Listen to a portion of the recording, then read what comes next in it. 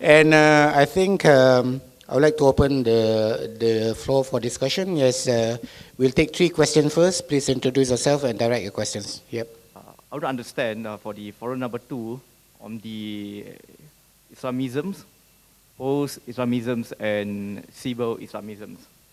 Well, to understand that, of course, the best is that there is a positive progression from the on-Islamisms to the civil Islamism, based embracing the secularisms. I want to understand from the panelists, is this process constancy, progress, prospective, or it may also retrospective, or put in the Malaysians layman term, put a ghost stand here. It means that we progress until the from the on-Islamisms, post-Islamisms to the civil Islamism, but a certain change in the political situations, a reverse gear. I mean, in Malaysia terms, we call it ghost stand. Okay? And then the second questions will be on the subject of by Dr. Jukrifis, okay, about the Islamic parties. Actually, in this context, I want to draw from the Malaysian context. Do you think that Malaysia now is in the midlife crisis after more than 50 years of independence with respect to the Islaminizations and the understanding of Islam to be incorporated into the fabric of nation building? Thank you. Second one, please. Hi, my name is Chitra. I'm from Seremban. I'm a born Muslim. As a Muslim, all my life, my vocabulary of religion is always Islam and Muslim, Christian and Christianity, Buddhist and Buddhism, Hindu and Hinduism. But today I learned new vocabularies, which is Islamists and Islamism and post-Islamism. It's all new, and it's like what you said, you explained it, the panelists explained to us that Islamist is basically political Islam, which is, well, it's contained in Islam. Why do you need to create a new term? And Islamism and post-Islamism is the so-called academic term to describe the political Islam. Okay, but, well, I can get the difference in the sense that maybe Islamism is the portion whereby the Muslims were looking inward and post-colonialism and are trying to be defensive against the Westerns or, I don't know, outside ideologies. And then as the economic progress, it becomes post-Islamism, which is more open and more inclusive to external parties. But in terms of countries, Muslims are not the only one that's exposed to colonialism.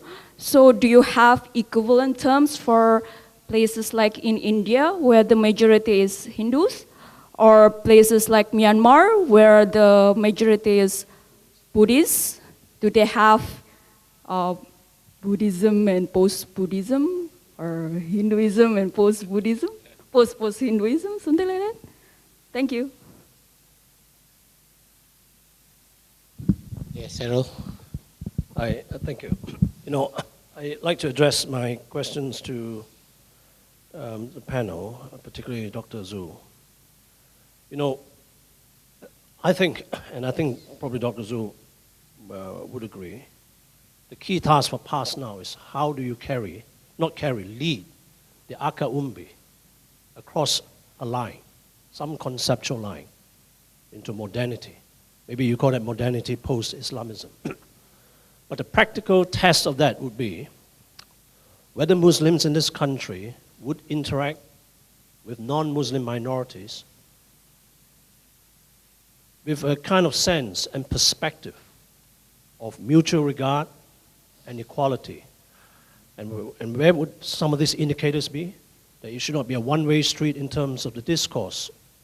There should not be a sense of superior, one side being superior to the other. So for example, freedom of religion. Can you leave your religion and take on another religion, and it would be non-controversial? That would mean that you have arrived. You have sufficient rationality to deal with the rest of the world without losing your religion, right? So I think the practical task for PAS is to get the Akar Umbi to that level. And what is the practical test of whether you have arrived? I think is when you're able to embrace science and technology, when you have globally relevant socio-economic achievements. So I think through all this, I'd like to hear some kind of practical discussion. How do we melt all these conceptual bits and come up with some kind of practical insight? I appreciate that. Thanks. Yeah, Azman. Assalamualaikum and very good afternoon to Professor Hashimi and Dr. Zul. The first one, I think, I would like to comment on what has been propounded by Professor Hashimi just now.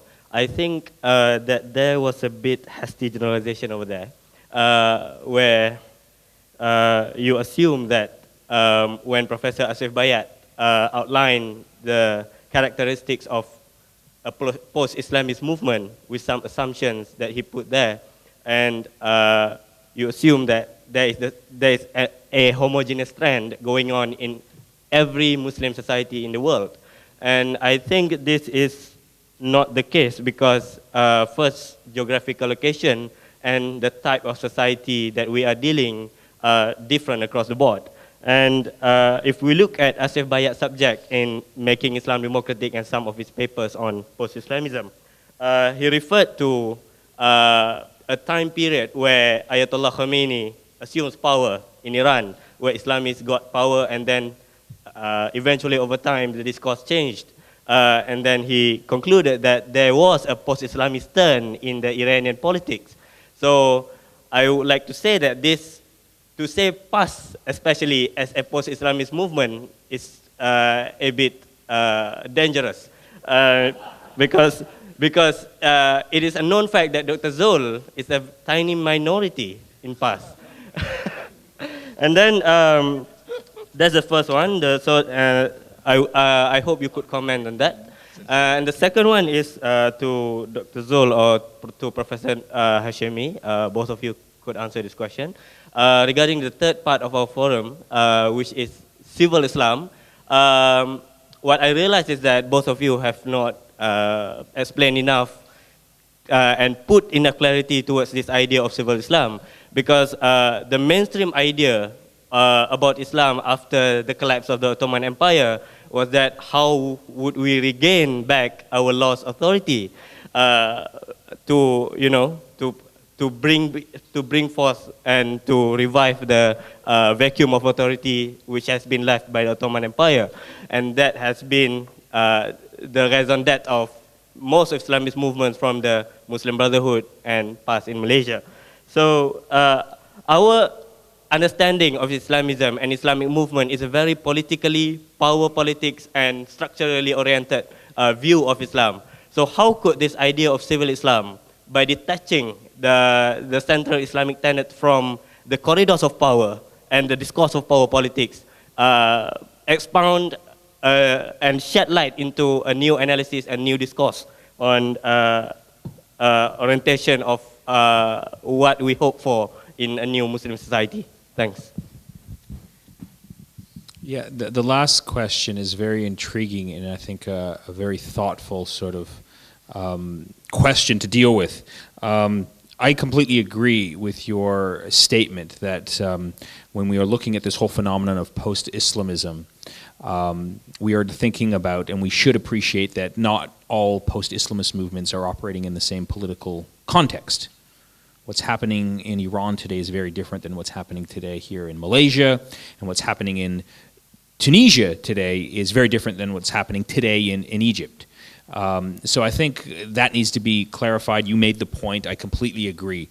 But what all of these post-Islamist movements have in common and I think this is the key point that Asif Bayat is trying to convey, is that if you go back to the 60s and 70s, when many of these groups were first formed and they laid out a political platform, if you look at them then, what they stood for, what their vision of society was, and you look at where they are today, you notice quite a bit of transformation, quite a bit of an adaptation toward the direction of democracy and respecting universal human rights. And in that sense, you're seeing this happening not only in one country or two countries, but across several countries that have different contexts, political contexts and opportunities for democratization, which sort of is very interesting that you're seeing a convergence here of political trends among these different groups, which sort of suggests, something deeper about a certain convergence. I would argue that, the post-Islamist transformation is really an affirmation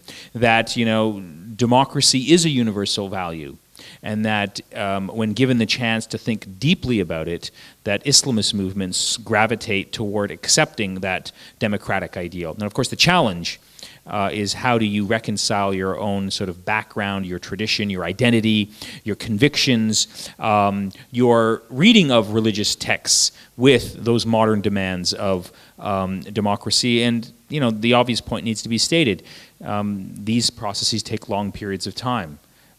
They take compromise, negotiation, and someone raised the point that Dr. Ahmed here really is a minority within his party.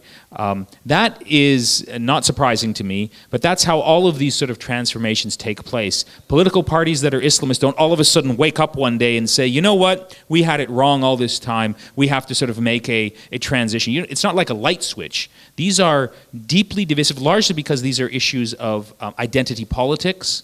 These are issues of how do you transform a traditional sort of worldview with a modern one. Europe went through this process. The only difference is it took several hundred years for European, if you take, we were talking about religious-based Christian parties. Look where they were in the 19th century and look where they are today. They didn't make the transformation overnight. And so these things just take time. If you're observing them, you have to be patient. But I think the real heavy work, the real difficult job is really being done by people like Dr. Ahmed, who is a minority within his own party and, has to face different constituencies. And there's always, and you get attacked from all different sides. And at the end of the day, when you go home, you realize you don't have many friends left in society. But I think really the heavy lifting of transformation is being done by, individuals such as Dr. Ahmed. And so I'm deeply appreciative of his efforts and his sacrifices, because I think in many ways the future of democracy in this country is going to be dependent on those types of debates and leaders who can bring about this type of change. The question that was asked about these different terms, I'll just answer that one very quickly before turning it over. Are there similar phenomenons such as post-Islamism happening in India or Myanmar? I don't know anything about Myanmar, but there is actually a similar development taking place in the context of India. It's not Islamism, but there is, if you know anything about Indian politics, a rise of a religious-based, sort of identity politics-based political party in India that's currently in political office. For very similar reasons, the BJP party, which just won the recent election, is operating and has been compared to sort of mainstream Islamist parties. You don't call them Islamist because it's a majority Hindu party, so that term wouldn't apply. But there's a similar sort of dynamic of trying to infuse religious values into political life, of trying to sort of reconcile democracy with minority rights and human rights. One of the differences, though, I think in the case of India, as opposed to at least Islamist parties in the Arab and Islamic world, is that India has been a long-standing democracy since 1947, which a lot of flaws and with a lot of imperfections, but still the enveloping political context, the functioning of elections, the judicial system, the separation of powers has basically kept India within the democratic camp. So when you have BJP parties or religious-based parties coming to power, they tend to be sort of moderated by the forces and by the structures of democracy. We had that when the BJP first came to political power in the late 1990s, and then they lost elections and they went back and now they're in power again. So I think that's a key difference. that you do have an established democracy in India that allows for these parties to come to power, then they voluntarily lose power and they go back to the opposition. We don't have that happening in the case of the Arab Islamic world, and of course Malaysia is a very distinct case, and I don't want to comment on it, largely because I'm unfamiliar with the details, so I won't go beyond that. Right, Justin. Midlife crisis. Let me say this. There is a contrasting, defining difference, though, between what was observed in the earlier aspect, in the earlier Islamization, so to say, as compared to now. The earlier Islamization brought about by, in the 80s when Anwar Ibrahim went to UMNO, and in a way, it is not. I don't want to be. I know the media is all around here. In a way, it is not democratically advocated. It's seen like an insidious Islamization from the back door. You see what you get what I mean. But right now, much as you hate it, political parties, particularly past, in a more open, if I may use even the word aggressive way, advocating Islamic principle programs and even concepts of justice, equality, and others, not at all through implementing it, through the departments of what have you, the JAIs and the others. If we care to remind ourselves, where did we get to illegalize all this word? There wasn't a referendum on it, were there? Not at all, right? So, but opposed to that, you coming from the current context and the current experience. Yes, it is a debate on hudud, be it, but it is taken on a plane of, of contestation. You may reject it altogether. Fine with us. But but at least there is an attempt of engagement or contestation of democracy. That makes it totally and entirely different experience altogether. So I do not fear at all about that backdoor kind of implementation of Islam, because you will have a chance, even as people of other faiths, you will have a chance to even contest it. And that makes it democratic. I think this is really a significant point to note, as opposed to the earlier Islam, whatever, Hadari ke, ataupun even in the Tun Mahathir's time with Anwar in UMNO. Sorry, I put it, quite bluntly. But now there is contestation, but no Islamic program will see the light of the day until and unless you get to mandate it, and they get it done through the ballot box, whatever you call that, post-Islamism, whatever. As far as I'm concerned, that is the correct way to do it, and that is a check and balance that will make this country, in the further timeline, achieve what is known as a vibrant and a functional democracy. Okay, and that is my comment on that. Mr. Kong, I appreciate your reminders that at the end of the day, we in the Islamist Party, must get to identify with the constituencies. Thinking and discerning people like all of you around here, we do not form the majority, that has again and again and again put back this government, regardless of whatever sins or omissions and commission they have committed, because the rural constituencies form, they are the minority by way of percentage of voters, but they get to have 60% of the seats in the parliament, because it is still, the road to Putrajaya is still going through kampongs and not the highway. Not to town, not to middle Malaysia like you, but it's still the fixed deposit in Sabah and Sarawak and kampong like Kuala Selangor, where I lost. Okay, you get my point. So at the end of the day, past has seriously got to, go back to the drawing board and see how do we engage? How would, because you understand of the politic of fear, politic of poverty. Sometimes this poverty is meant to be, perpetuated because, only poor people get to vote some kind of power that be. So, yes, we have got no choice but to identify with the grassroots voters, the rural constituencies, especially the Malay Muslim, who are more or less, that lower income group and the more marginalized, these are the fixed deposit of the current government. Wow, it's going to be like a political discourse now, a real partisan politics. But I want to avoid all those, I don't want to be, we're just going to be academic about this all, yeah? So, I also would also, agree with you, concur with you, on the point that for as long as Islamists are only speaking in the perspective of power and more power, rather than presenting Islam. This is why I quite dislike this idea of civil Islam, because I think it is misnomer. Much as political Islam is a misnomer, civil Islam is again another misnomer. Islam is Islam.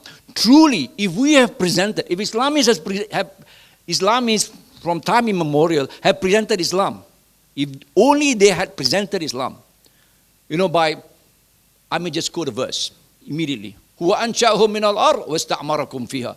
He that is God who have created you from earth and has made you, in other verse, Khalifatullah fil ard, vicegerent, of those who will manage the resources on earth. To do what? Wasta'marakum fiha. To achieve prosperity and justice and equality for all. In that language, you will go a long way, right? But we have somehow, Islamists have failed to articulate this because, I'll tell you why. These are all responses, reaction to decades of colonization, of being brutalized and marginalized and suppressed. And when we get to express our political expression, immediately we call for an Islamic state. Because that Islamic state, that spiritual concept in the sky, is somehow provides you a unifying force to again, have a Muslim unity of the Ummah throughout the world. And that is so consoling, so therapeutic. But you'll never get to see that because it is so utopian. It's only when we get down to working and engaging in democracy that we now realize that, hey, no, this is a no-go. It is a non-starter. Immediately you call for an Islamic state, you make yourself unelectables, if not untouchables. You marginalize people. You make others like second-class citizens. People fear you because you're just not inclusive. You're being exclusive. What have we got to do here? If it is Islamic state, hey, we've got nothing to do with it. We are Christian, we are Buddhist, we are Hindus, nothing doing with Islamic state. But that was how we articulated. That was how Islamists articulated their thoughts and their advocacy. Why? Because it was in reaction and response to decades of colonization and imperialism of the Muslim Ummah that was fragmentized after 1934, the downfall of the last of the Caliphate. So you got to understand that perspective, that backdrop, that political backdrop, that narrative has got to be put in perspective to be fair to us. So suddenly on a generational shift, the word that I paraphrased Professor Tariq Ramadan again, calls for all this. And academics and scholars being academic and scholars keep describing it as Islamism, post-Islamism and what have you. Through that they publish and through that they get their professorships. It's true. I was formerly an academic. You publish or you perish. You either publish or you perish. But taking on a more serious note, this is why I really appreciate your point, Mr. Kong. Immediately when Islamists can identify with a greater, or rather a more comprehensive articulation of their programs. That includes what? That includes a more mundane, nothing doing with really strictly, quote-unquote, Islamic agenda as such, but into technology, into education, into environment, into governance, into development, into economic, into finance. That is how it is stated in the Quran. Huwa anshahu min al-ard wasta'marakum fiha. That is the wasta'marakum fiha, to make society prosperous. Kesejahteraan untuk semua, kebajikan untuk semua. And that brings Islam for all. If only we could have articulated this kind of messaging, rather than, the punitive aspect of Islam and Sharia immediately, what the Mandarin translation of hudud is, or rather the Islamic law is, in Mandarin, I've forgotten it now, it's cutting of limbs. The law of cutting of limbs. What do you call that in Mandarin? I got to memorize that term. It's so fearful, and it makes Islam a religion that is, that is far from compassion. While Islam is mercy unto all, وَمَا أَرْسَلْنَكَ إِلَّا رَحْمَةً لِلْعَالَمِينَ. We have not sent unto you, O Muhammad, to the entire humanity as a mercy unto all. But Islamists fail to deliver. Islamists fail to articulate this as their basic underpinning of the ideology. Because why? Because we are more concerned with politics and power. It's such a shame. I must say this. I've gone through this, and I've thought, at great length into why there must be a revisiting of a new scholarship, of a new thinking, and why this is so refreshing. If only we get to identify. This is the reason why I've also an obsession over anything that is economic and finance. It's not my field, but somehow I've been in it for more than a decade now. And into it further, because I think that is essentially, the contestation of ideological, debate in the light of Thomas Piketty, Capital in the 21st Century book that some of you may have. I bought it and I've read most of it. And I think that is the thrust of the political offers of Islamists, addressing inequality.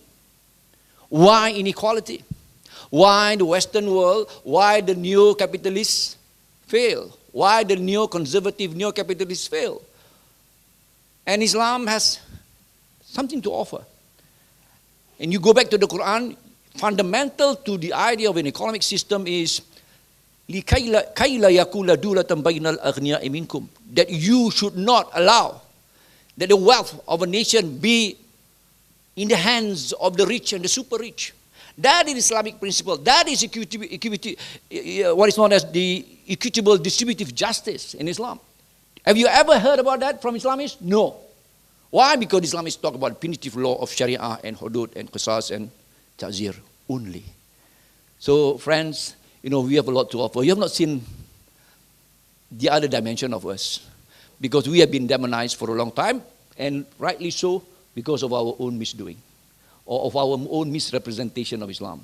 So call it civil Islam, call it political Islam, we have got to present the entire total Islam that at least give us a chance to be part of this political process.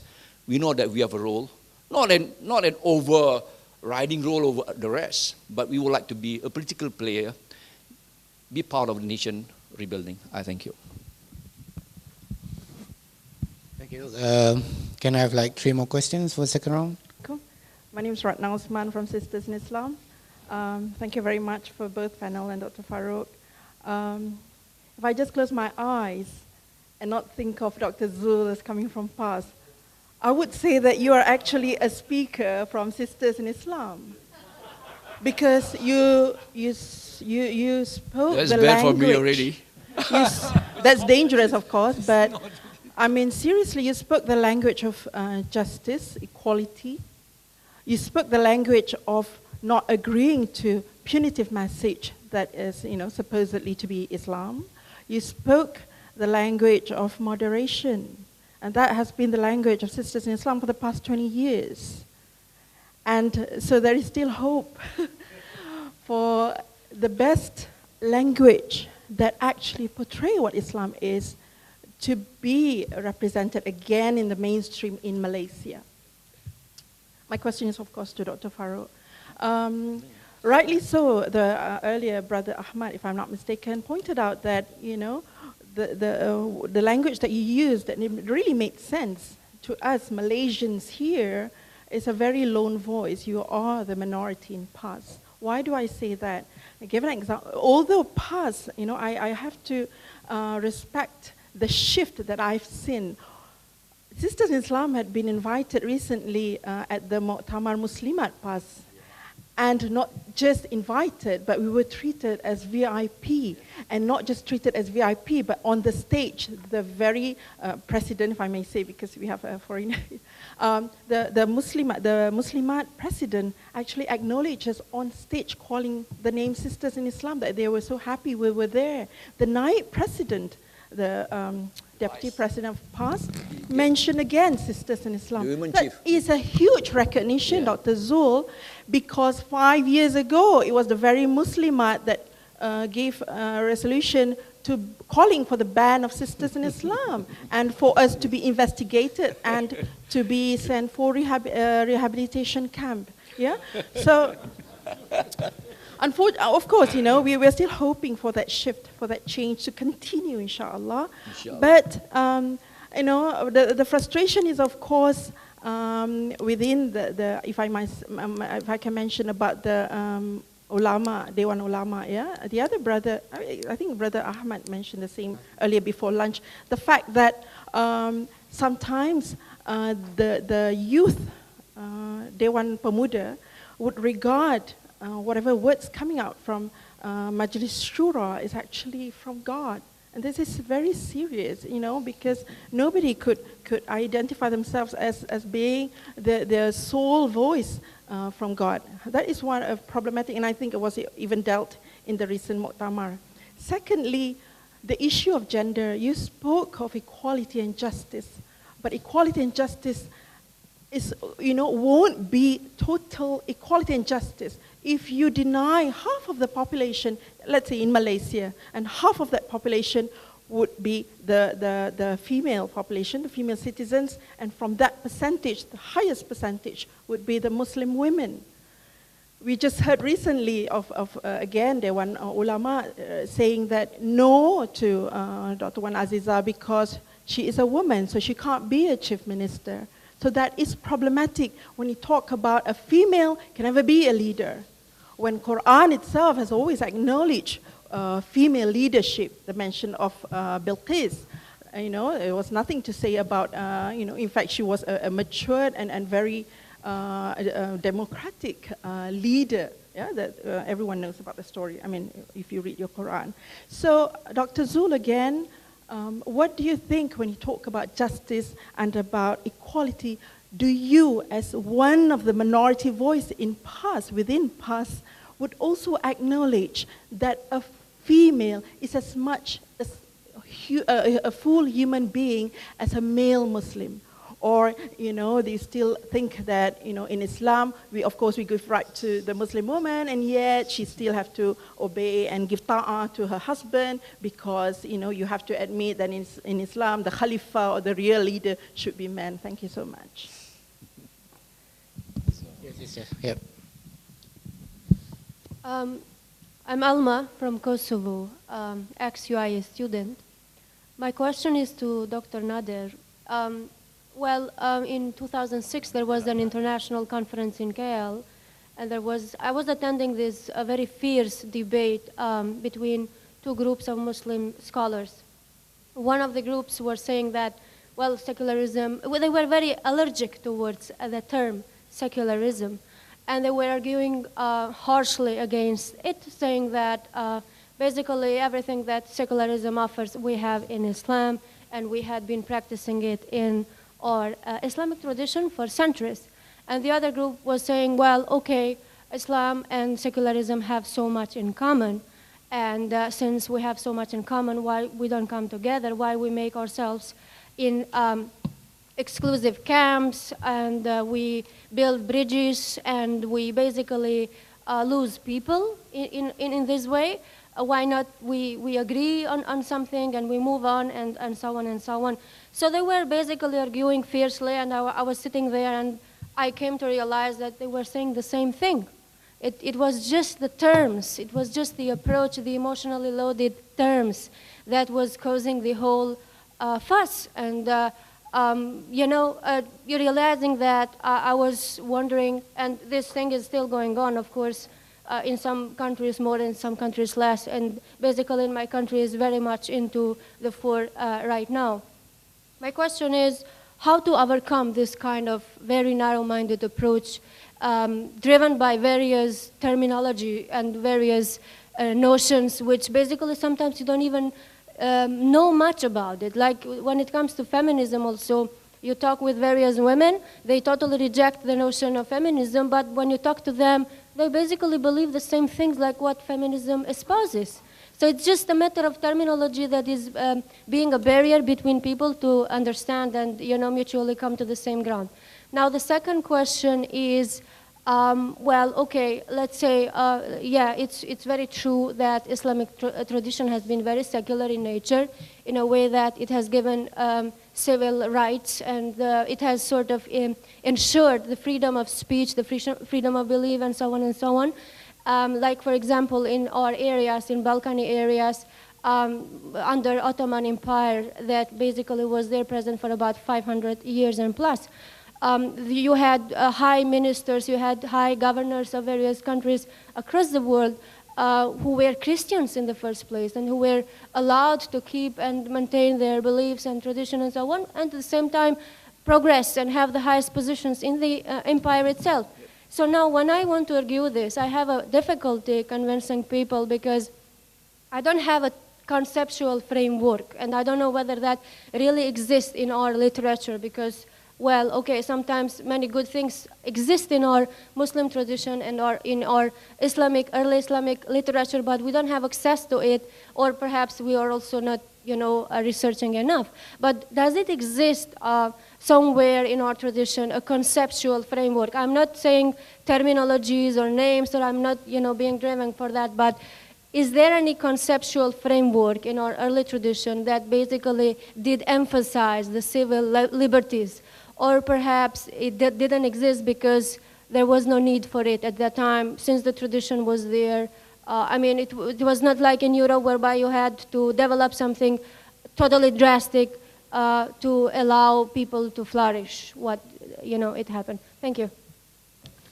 The answer to the question of how do you overcome these terminological debates between Muslims with respect to questions such as secularism and feminism, and I would add to that liberalism, and in some cases democracy. I think what you do practically is you have to try and avoid those emotionally charged terms. Don't get caught up in debates over terminology, and focus on moral and ethical values that those concepts are purporting to advance. So when it comes to the question, let's say, of feminism, the basic idea of feminism is the idea of, equality of genders, treated respectfully within the framework of the law in the context of a political community. Simply ask that position. Do you believe that men and women are equal in the eyes of God and should be treated equally within society, and law should represent that? As a broad principle, start from there. Forget the feminism, forget any other, and if you can agree on that as a starting point, then I think there's room for making headway. That applies to the question of secularism and liberalism, and so I think that's the way forward. In terms of this question about a conceptual framework within the history of Islam that can advance a notion of civil Islam or civil rights and civil liberties, I think it's important to appreciate the fact that at the time of the Ottoman Empire, when you had minority Christians and Jews attaining high positions, those were all true. And they do respect and they do reflect, Islamic practice. But at that time, notions of democracy and human rights were not known anywhere in the world. These are modern conceptions over the last 200 years. So I think you have to be sensitive to sort of those differences in terms of historical practice. But I think the key point here that, I think you were sort of hinting at, and I wanted to sort of just, push you in that direction, that generally speaking, when it comes to the interpretation of Islam, the Quran and the Sunnah is subject to be interpreted in a variety of different ways on all of these key modern questions. There's nowhere in the Quran that says and mandates what type of political system should take place. There's a lot of just discussion of basic principles in terms of accountability, in terms of separation of sort of powers, in terms of a social contract. So that could be interpreted in multiplicity of different ways. And so the problem here is that practically what you have in terms of Muslim communities is you have some people who are going to come and say, it's my way or the highway. I have the only sole interpretation of Islam. Everyone else is deficient. And the problem with those people is, in fact, they're committing one of the greatest crimes in Islamic thinking, is because they're assuming to speak for God. They're committing the crime of shirk. And so I think the challenge here, and this speaks to the point of that has been raised, with the previous questions, particularly the question from the representative from Sisters in Islam. One of the challenges here in terms of advancing democracy in Muslim societies is you have to be able to cultivate alternative sources of religious authority. You have to come up with interpretations of Islam and those Muslim political leaders who can speak authentically and authoritatively about Islam's values, its precepts, its principles, but they can do so from an authentic perspective, but also they can advance what I would call, for lack of a better term, a modernist reading of Islam. We have a short supply of those types of clerics. The people on the other side of the debate have an abundance of those clerics. And so when the average sort of person, a simple Muslim somewhere they hear two different voices, They hear the voices of the traditional ulama who speak with a lot of authority, and people don't hear really anything from the other side. And so it's natural that most people who don't have the time, the luxury to, read, for example, what Fazlur Rahman wrote in his wonderful book Islam and Modernity, or read the works of Khalid Abu al-Fadl, or read the words of sort of, very important sort of Islamic thinkers, they'll gravitate to what they hear most. So one of the challenges here is, cultivating those alternative religious sources of authority. We need more Muslims, I think, to go into the training of becoming alims and clerics who are both strongly versed in the traditional Islamic study of Sharia and basic principles, but also have an engagement with the modern world. And there's actually a connection here with democracy, because if you know anything about the history of democracy in the Catholic world, Catholicism, until relatively recently, opposed equal rights for men and women, opposed democracy, opposed modernity, opposed all of these modern things that sort of exist today. And then what happened was in the early 1960s, there was a major meeting of the Catholic Church at the Vatican II forums in the early 1960s, and they interpreted a lot of their traditional positions on democracy, human rights, gender equality, and reinterpreted them in ways that were democracy enhancing and human rights enhancing. And what you saw is that within a short period of time, there was a major transition in Catholic majority countries toward democracy. There was this famous thesis by Samuel Huntington called the third wave of democratization. This was an argument that said that after the early 1970s, a whole series of countries that were previously authoritarian were transiting to democracy. And what was interesting about the third wave of democratization is that 2/3 of those countries were Catholic majority countries. And they made that transition in part because the sources of religious authority had reinterpreted key sort of belief systems that allowed democratic forces to support processes of democratic transition, as opposed to the position that they took before, which they sided with the old authoritarian military elites, particularly in Latin America, in Portugal, and in Spain. So I think there is hope that if you can develop those alternative sources of authority, then many of these issues that we are struggling with here and that have been raised can start to correct themselves. But of course, Islam is not like the Catholic Church. There is no one source of authority.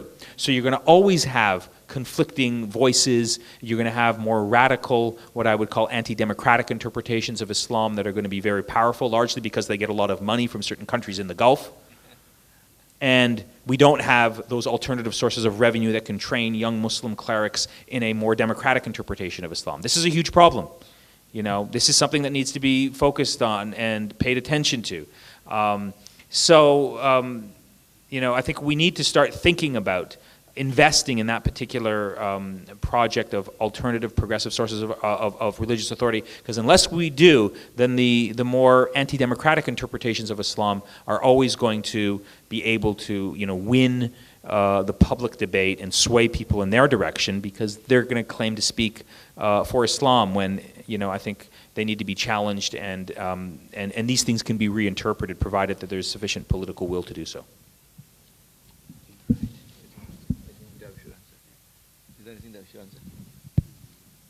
On Sister Ratna's question, right? Yeah, much as I would like, you know, to agree with Sister Ratna's assertions about, or rather, a reminder, yeah, that the Majlis Shura Ulama. I'm not quite sure of that incident you said about this the youth wing who had said Majlis Shura Ulama as if, you know, speaking on behalf of God, of Allah subhanahu wa ta'ala. I think that would really be very serious, you know, not allegation, but, you know, observation, if ever it does occur.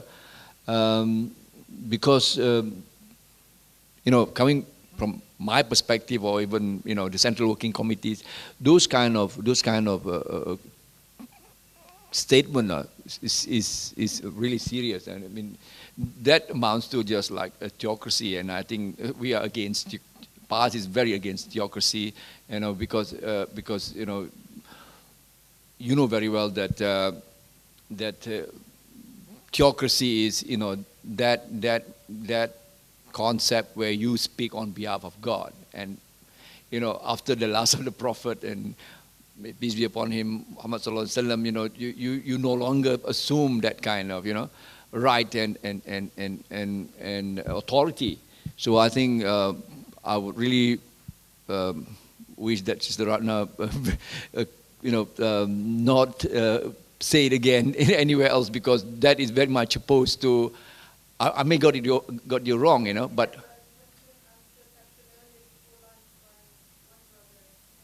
Okay. I was really like frightened by the question, because it is very serious allegation, you know, about, because Majlis Shura Ulama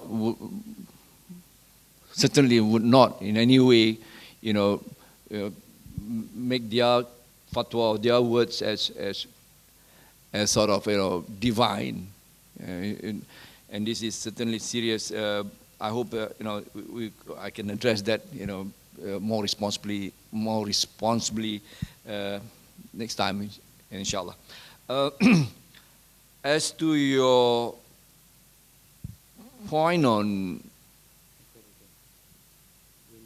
yeah, I think that's been unfortunate somehow, because insofar as we are concerned in Central Working Committee, that has never been the stand of PAS, you know, and I think since the issue is now over, I would really like for us to move forward, because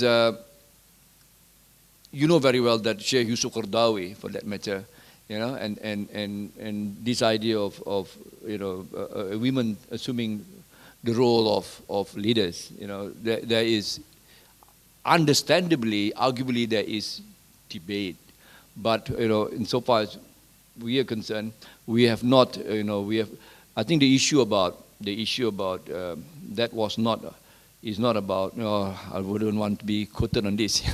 We did not reject the candidacy because she's a woman, not at all. I am a Central Working Committee member, and we know very well that we are not at all, you know, in agreement with that kind of proposition. Okay, that's as much as I could say. And of course, the opinion of the ulama. I mentioned Shaykh Sukardawi. That hadith. We can go at length to discuss this and discuss it, but I think perhaps this is not the right platform to do it. And I think without any sense of apologia or being apologetic on this, I think we must stress on what Allah subhanahu wa ta'ala says in the Quran. For a responsibility to be given and designated to someone, it must be based on inna khayra man ista'jarta qawiyyun amin. That the best of you who's to be given a task, he must have two criteria. Qawi, competencies. Amin, trustworthy, integrity. That is a criteria in Islam. Yeah?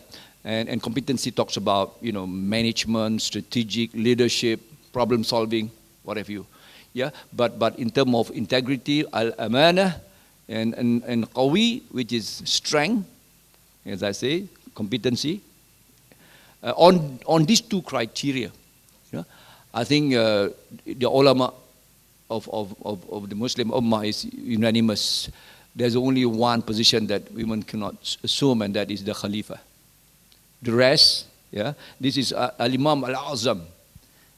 I think that is unanimous among ulama. The rest, by way of any post, ministers, what have you, ministers or exco, or executive committee of any state government, even for that matter, the chief minister and Menteri Besar, or that has not been a point of debate. Okay, I hope I have clarified that point sufficiently, and was no way candidacy of Dr. Wan Aziza rejected based on gender.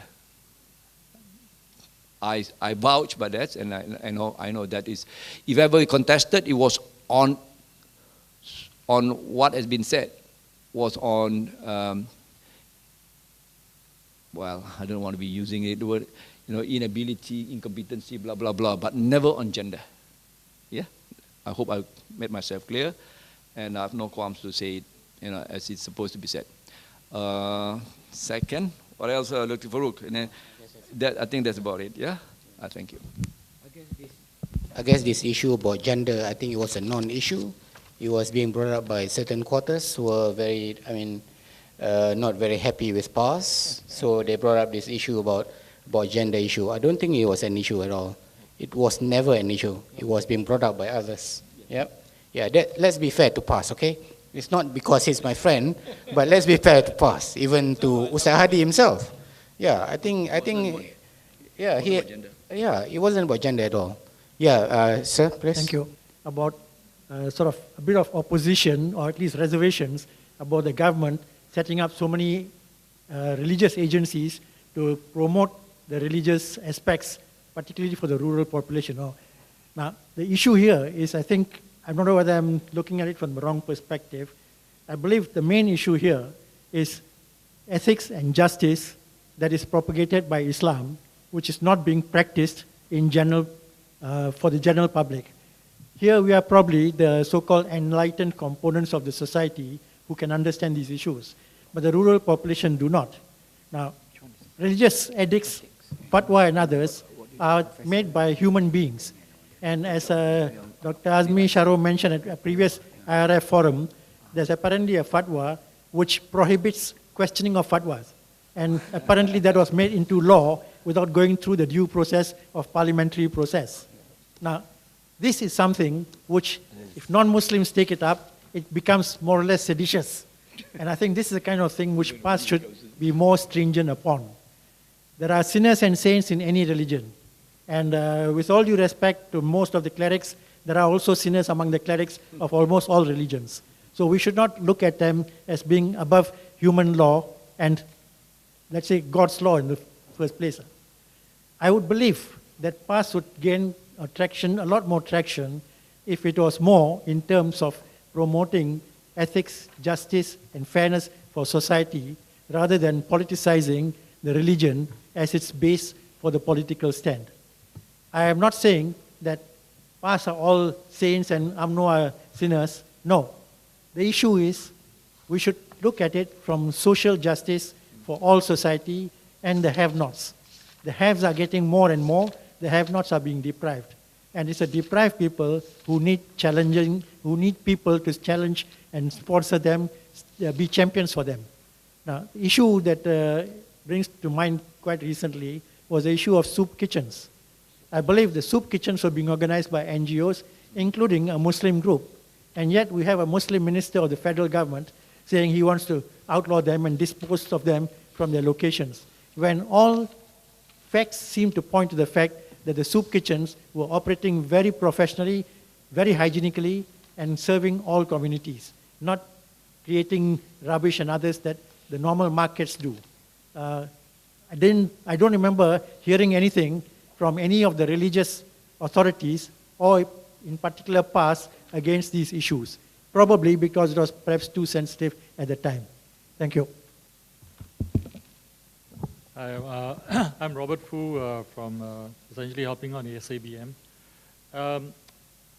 Hearing for the whole morning from both esteemed presenters, I would think that at the philosophical level, I don't think there is any argument in terms of the concepts of promoting prosperity, justice, fair play, freedom, human rights. It doesn't seem to be a contention there. But sometimes in this kind of seminars, we talk about these very high-level concepts, and we don't get down to the practical level. Because, I mean, I can say, just now, Radha was saying that if I close my eyes now, you seem to be supporting sister in Islam. Actually, if I close my eyes now, I'll vote for PAS.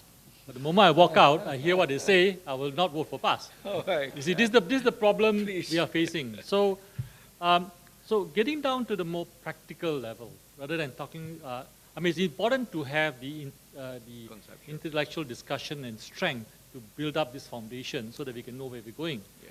I think, unfortunately, it's a question probably to Dr. Zul.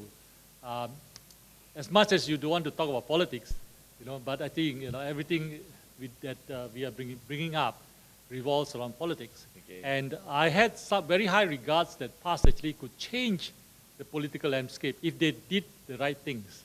Okay. Barring what happened in the last 2 weeks. Okay, so I've been hearing you, Dr. Zul, in many forums talking about benevolent state and the new mindset of what PAS is trying to do, rather than going through all the symbols of Islamism and things like that, but going down to the real crux of the matter of promoting justice and all that. So my question to you is, I hope it's not too difficult, is, I mean, let's look at the practical point of view. Because you are in PAS, although you, some people say you probably form a minority in PAS, but I'm sure in many nights, like sometimes our Prime Minister say you cannot sleep because you think of the people, I'm sure you cannot sleep because you think of where the party is going.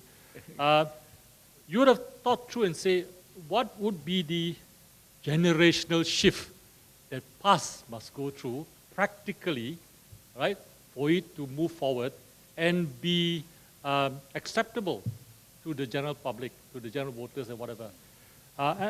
For example, I'm talking about the level of, for instance, you have a big group of people who are non-Muslims but actually are so-called members of PAS, I believe, yeah. Supporters of PAS. Supporters club. Okay. Supporters wing, rather now. Yeah, so supporters wing, okay? So the idea of generational shift is, are you willing, okay, to allow non-Muslims to be members, okay, and be leaders in PAS? That kind of general shift I'm talking about.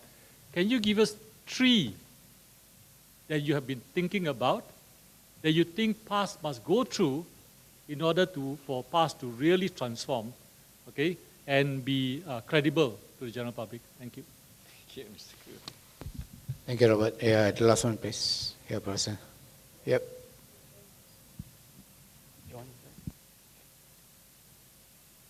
I'm no politician, right? I'm not a politician. I'm an outside observer of Malaysia now. I'm approaching things as an academic. Dr. Nadia, I think that you are in a very good position to speak to Malaysians here at some future date about the developments in Catholicism, which you just mentioned earlier, right? Because as an academic, after hearing what you say, I think we can do a comparative study of how Catholic thought has evolved in as much as you talk about Islam, okay? Because what we have observed after Vatican II has been that a church that was identified with power, rule as power in the Middle Ages, shift its position from left to right, from right to left, right?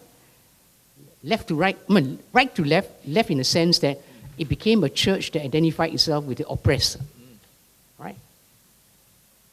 And the church in Asia, right, like in the Philippines, they played a role in getting rid of Marcos, right? In Taiwan, the Presbyterian Church was crucial in pushing for martial law to democracy, right?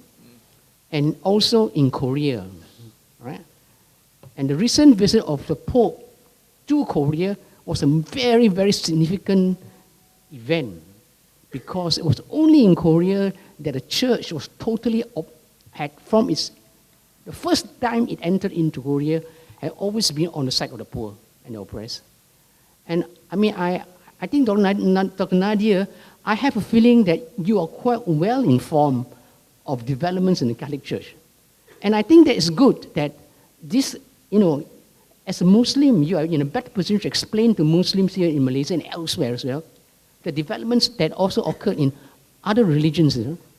Because I think there's something, we're all human beings, you see, right? And there's something that I mean, it's always good to learn from each side how things develop, because as you said, even in the Catholic Church, things began very small before it became very big, all right? Same. We are, I mean, social organization, you're human, it's always the same thing. Thank you. Yeah, Yoklin. Yes, thank you. My name is Yoklin. Ho Yoklin. Dr. Zhu, heard you many times and really appreciate that, you know, once again and again that you talk about this inclusiveness. But I really failed to see that within past, you know, although you are a minority, but I think there are still a lot of opportunities for you to bring forward this inclusiveness, this language of civil Islamic within the party. But I do not know how is it now within past that sort of voices could be heard, unless number one, Hadi Awam is changed, step down, or number two, you come out and join Sister in Islam. All right? Yeah, and or be like a doctor, a professor, Hashman here, to speak to us in a different status, on a different hat. Because voices like yours is really tremendously needed in Malaysia, especially in this present era. IRF is doing a damn good job. Yeah, oh sorry, I'm using a swearing words there. Sorry, yeah. Okay, but we need more voices like you. But I feel that at times, pardon me for putting that, when you talk to your different constituency, maybe the words or language used is slightly different. And when you talk to a different language, audience here, but to be consistent in what you believe, you need to try to say it again and again, either at a philosophical level, conceptual level, and also translate it down to the language where everybody could understand and embrace it. I really support your ideas, you know, a past idea, not just your idea. When you talk about benevolent state, the welfare state, but after 505, suddenly the color is changed, right? So where do we hear that now? We don't. So to us that now, past just lost the recent by-election. A lot of my friends say, bagus. teach them a lesson. You know, so then again, why we cannot divorce ourselves from the political Islam in our daily life to strike a balance? So what does it mean that, you know, where is past now? And that is a question that all of us can. But personally, I felt that, you know, the state should not relate and play a too influential role in controlling the people under the name of religion, but must play the role of an enabling different religions in the state to come together, you know, and play the role. So that's why I feel that you should, you know, under your research committee, to initiate dialogue and a formal technical committee together with other religions, you know, other faiths, and then come to talk about what do you mean by a welfare state, you know, with the different groups. Because sometimes the Islamic manifestation, sometimes it seems to be very hegemonic. And even sometimes when you speak to me that you are so much in Islam, I mean, of course you are a Muslim, yeah, I understand that. But to be honest, sometimes I don't feel that from Dr. Farouk. But so what I'm saying that is at the end of the day, in Malaysia, a multicultural, diverse society, how do we translate it down to the grass level? And just now, one of the gentlemen were asking the question. For my example, my daughter, right? She has a lot of friends who are also Muslim. But when I asked her to invite her Muslim friend to come to our house for makan, she said, "Mom, tak boleh lah, cannot lah." I said, "Why?" Because we have dogs in our house. Because we have pots in our house. We add pots and then they will not use that utensils. And what does it mean? And how do we strike a balance in our daily life then? You know, so it's a question all of us must to answer, and then the balance. What do you mean by this balance? You know, and then the twins tolerance. Of course, just coming back to that, I felt I had some problem with the word tolerance. I felt that perhaps twins understanding acceptance seem to me are better words and much more positive in that sense, yeah? So, and that is a question that at the end of the day, what does it mean to us in our daily life, you know? In East Malaysia, where I come from, Sabah, we used to have food, sharing food, whether you have pork or whatever together. But today, it is not. People have become so sensitive, ini halal, saya tak boleh makan. You know, it's not halal enough, you know. And sometimes you say pork free is not enough. It has to be halal. So then what again is a role here for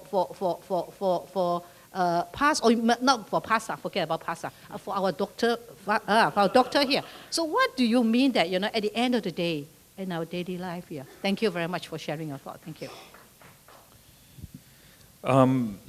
The question that was directed toward me from the person who I think is from Belgium, right? Lived in Belgium and knows the Catholic tradition very well, is one that, you know, I welcome. You know, if Dr. Farouk wants to invite me back and pay for my plane ticket again, I'd be happy to come back to Malaysia and speak about comparisons and lessons from the Catholic tradition and the Catholic engagement with modernity that also apply to the question of the contemporary Muslim world. By the way, I'm just reminded of the fact that if you look at many of the leading Western scholars who write on the question of the relationship between religion and politics, and also address some of their writings to the question of Islam, what you'll notice is that many of them, if not all of the leading names, actually come from a Catholic background. John Esposito, Alfred Stepan, Charles Taylor, and the reason for that is because they can see the similarities of how a tradition with deep historical roots encounters modernity and faces these challenges of interpretation and adaptation. So there's a lot of parallels that, you know, one could discuss, and I'd be happy to sort of share with you what I know. But I just want to make one observation. Having someone like me as an academic come and talk to you about similarities between Catholicism and Islam and the challenge of modernity is one thing. The real important hard work has to be done by local people on the ground, by political actors and activists such as Dr. Ahmad, such as many other people in civil society.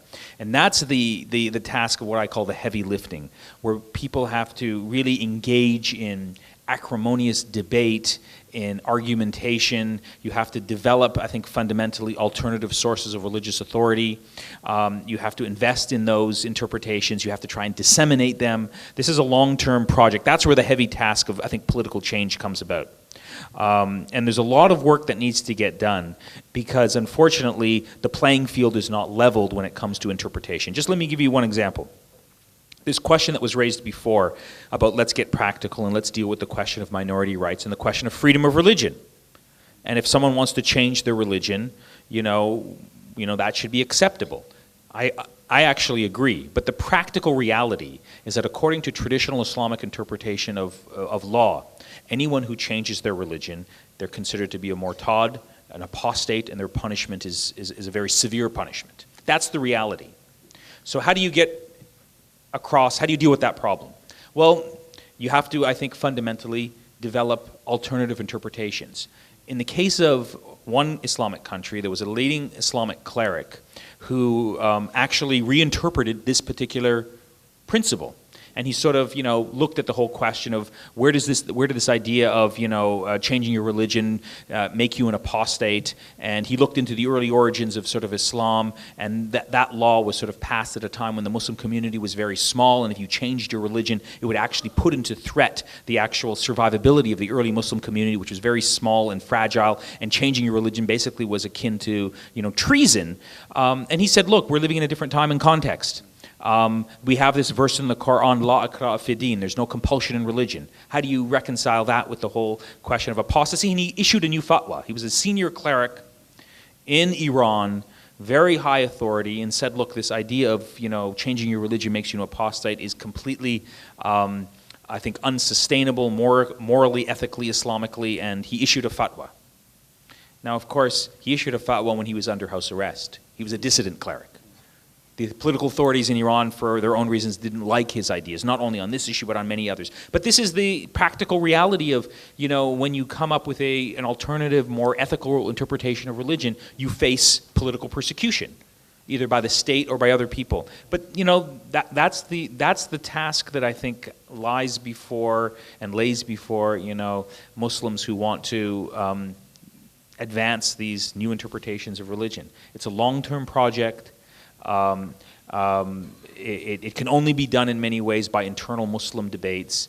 It doesn't leave, I know, minority groups with a lot of hope because there's not much that they can do except, be supportive of those new forces and voices within the world of Islam. But this is, I think, where the struggle lies in practical terms. So it's easy to say, well, why don't Muslims just accept, freedom of religion and get rid of this whole apostasy thing? Okay, it's easier said than done. People who have an attachment to that interpretation and worldview are deeply rooted, and they believe that if you invoke a new interpretation, you are an unbeliever. You have left the religion. And so if you come in, and so, traditions with deep historical roots can't be turned around, very quickly. Someone drew the analogy of trying to sort of reinterpret a religion is like trying to shift a huge ocean liner like the Titanic. They don't turn around immediately. It takes a lot of time, and there's a lot of rough waters and difficulties in doing that. But it has to be done, and this is I think, the challenge that lies before contemporary Muslims. Right, it's my turn again, and I really want to challenge you back, Lenya. People around here keep saying that I'm a minority in past. And I keep winning my Central Working Committee contest. Is that tenable? Is that logical? No, that is what is happening in past. The so-called, everything on tape, yeah? The so-called Erdogan and the progressive, moderate, whatever you call them, yeah? They win and they win big. And you turn around to say that we are a minority? Now that's rather unfair, I thought. Do you agree? Yeah. What is happening and what I wouldn't want to use the word what tajdeed or renewals or revolution is going on. It's a question of, past, as I said earlier, being placed from a Malay belt once upon a time, to center stage politics, national politics. And as Prof. Ashimir just said, it takes time for this kind of change, especially where you are, if you are used to, a kind of thinking, thought process that are traditionally entrenched. And the reason why I call for a Marxistic approach rather than the traditional approach of the literalist, conservative, whatever you, is seriously a change of position. And I think you should take a lot more consolation than, keep calling us a minority, because you have Mat Sabu, the Timbalan president, you have Husam Musa, Khalid Samad. It's not me. And you don't see those that they are more than the few that you see as what they call as the poster boys of past. They keep saying that these are the faces of past, that if they want to engage with the public, they send Dr. Zulia, or Khalid Samad, or Harifah Maidin, Mujahid for that matter, Dr. Mujahid for that matter. I think, yes, I must admit that you don't see many taking in this kind of, because, you need to have not just the courage, you need to have the language to engage in this kind of, I mean, in all humility and in all, fairness to them all. So, however, the fact that you see those winning, at a time when we thought that we were ousted, Yolene, be fair to us. The future is for past moving in this direction, presenting a unique. Sister Ratna, remember what I said in an engagement with Sisters in Islam, with Dato Marino Mahde and Dato Ambega, you were along. You came along. You were together. Remember? Allow past the opportunity to present Islam and political Islam in a unique, presentation of Islam that is, that is going to be even equal to, if not better than what Erdogan did, AK party in Turkey. That is my conviction. That is our conviction. Of course, the way forward is a wondrous one. We know that, I don't have to explain. You know that very well. But this is the way, we want to move forward. And there's the reason why you see in the last few months, a lot of skirmishes and commotion of this intra-party. Those are the reflection of it all. But given time, we hope that we will, get the better of the bigger constituencies of past. And again, I've said that, they mandate us, they voted us in. Why do you think? Why do you think that they do so? Because they believe that these are the leaders that they want to see past move forward with. Please take some consolation. Stop calling us a minority.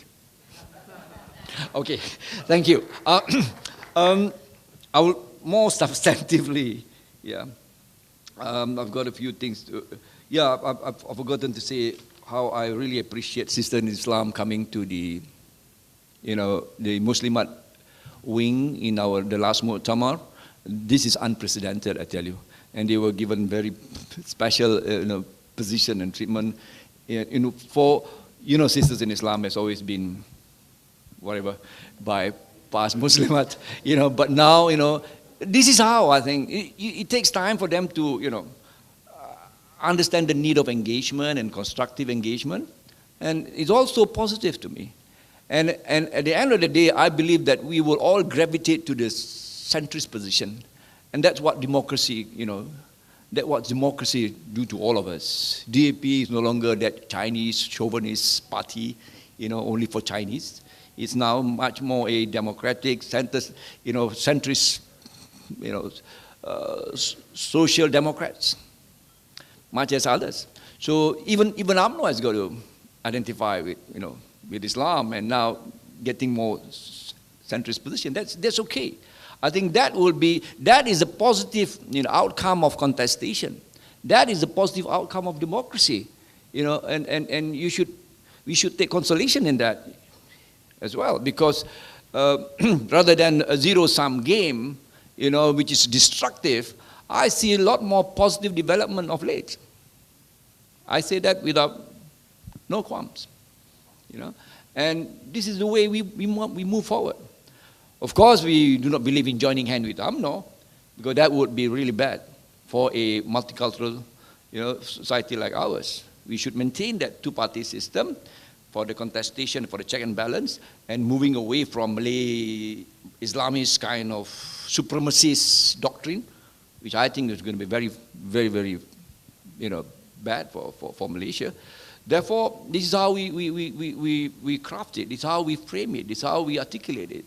Okay, but give them more time to understand this thought process, and it's all about a thought process of change.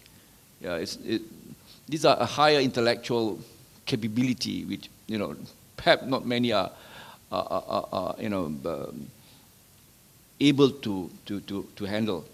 But somehow the critical mass, the thinking and discerning group have got to propound this. It may be intellectual, it may be academic, you say it, but you have got to have the conceptual framework right first.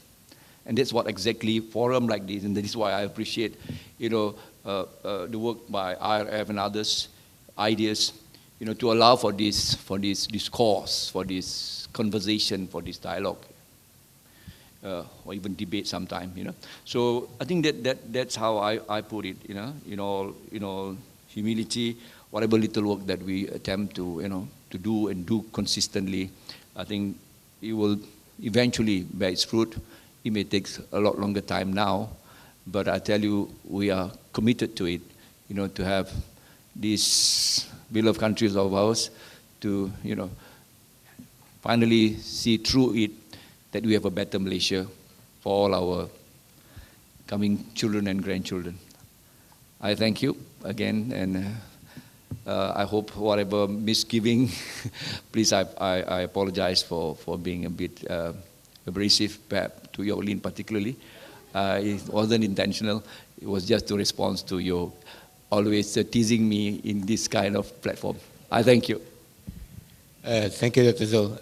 Robert meant by was not trying to say that you are a minority voice, but basically, she was trying to say that we need more people like you in PAS, right?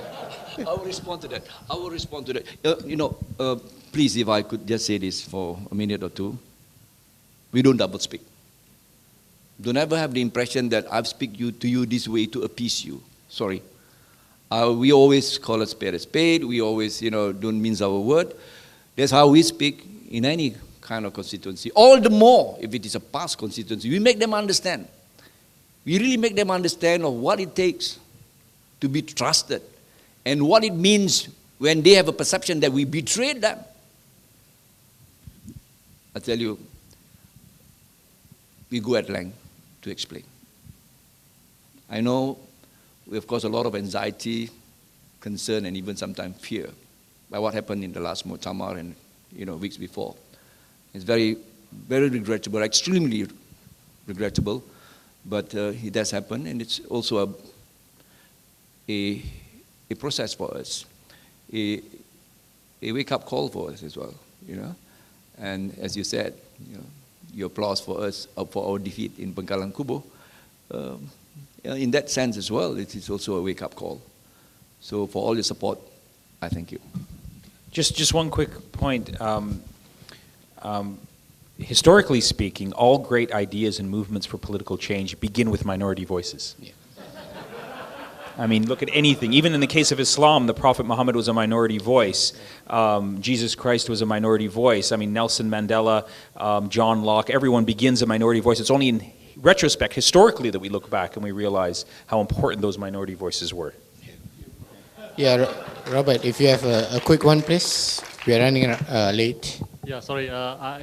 Sorry, Dr. Zul. I actually directed the question directly at you. Basically, concerning what would you think are the three fundamental shifts that PAS must go through for us to recognize that, hey, you have made a 180-degree turn And now you're moving forward to the direction that all Malaysians are hopeful for. Okay? If you have two, fine. I can give you more. But let me just say this.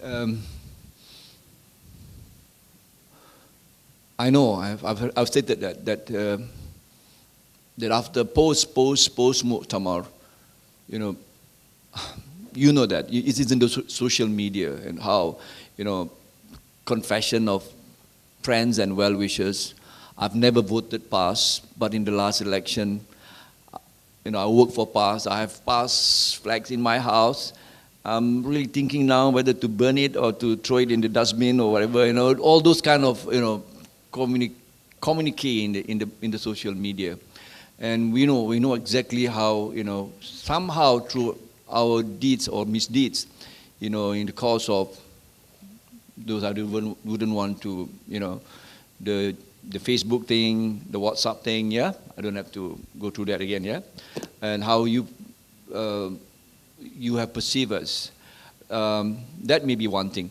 But it's unfortunate that it has happened that way, but you know very well that it's not at all something that we do it deliberately. It was, I dare say that it was that occasion when the Jentik thing, if you remember, that was a WhatsApp thing which was done out of what is the word? Yeah, it's done like melawak though. It was done of you have of jest, yeah, out of jest, and somehow it leaked and it looked so bad on us, to the extent that it becomes like all your battle cry of PAS for all seems so shallow and empty.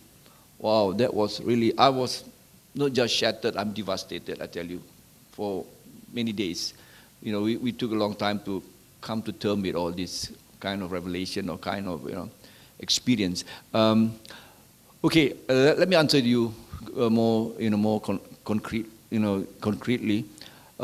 One thing for sure is that thought process. Meaning, the idea of professional against the cleric or ulama, to me, is a non-issue at all. It's not about professional versus clerics or ulama. The more underlying thing is about a thought process. It's about what I said earlier, about the neo-literalist versus the Marcosidic approach. Seriously. That is even tougher. That really was going to take a long time before PAS could really identify that, that the process of change and the handling of Sharia. Why I've been stressing that earlier on the governance and all those so-called civil Islam, because that would be the emphasis to go forward.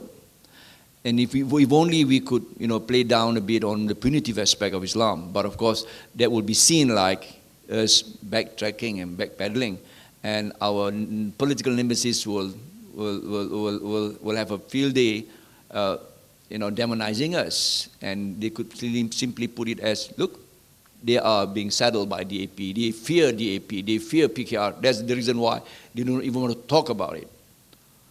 So you understand, kind of a very precarious, very situation. That's one.